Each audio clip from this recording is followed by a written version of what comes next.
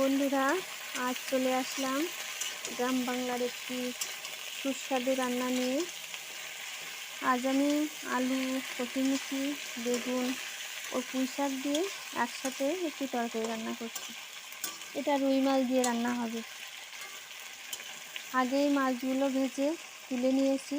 সেই তেলে সব সবজিগুলো একটু ভেজে নিলাম। এরপর তেলে জিরা, পেঁয়াজ ও কাঁচা ঝাল ফোড়ন দিলাম। এরপর এতে জিরা বাটা মেশাচ্ছি।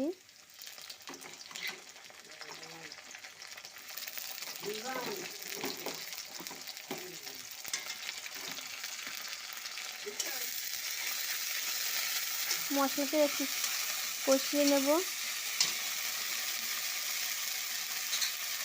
কিছু সময় মশলাটা একটু কষিয়ে নিলাম। এরপর এতে ভেজে রাখা সবজিগুলো দিলাম।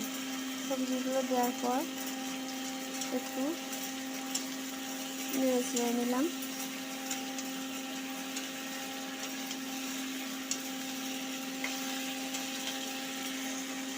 সবজিগুলো সুন্দর করে আবার একটু কষিয়ে নিচ্ছি। কষিয়ে নেওয়া হলে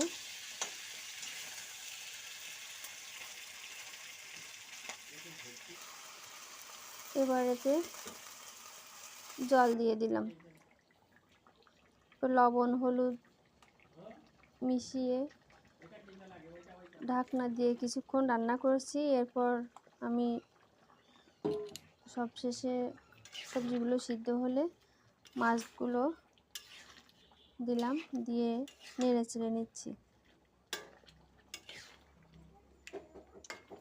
একটু নাড়াচাড়া করার পর আমি এতে সামান্য ভেজে রাখা মশলা, জিরা, ধনিয়া, একটু গরম মশলা দিচ্ছি। এবার এটা দেওয়ার পর এটা সুন্দরভাবে মিশিয়ে নামিয়ে নেব।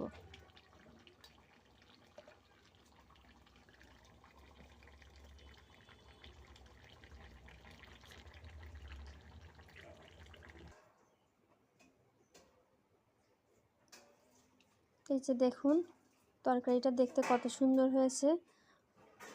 মজাদার কচুরমুখির সাথে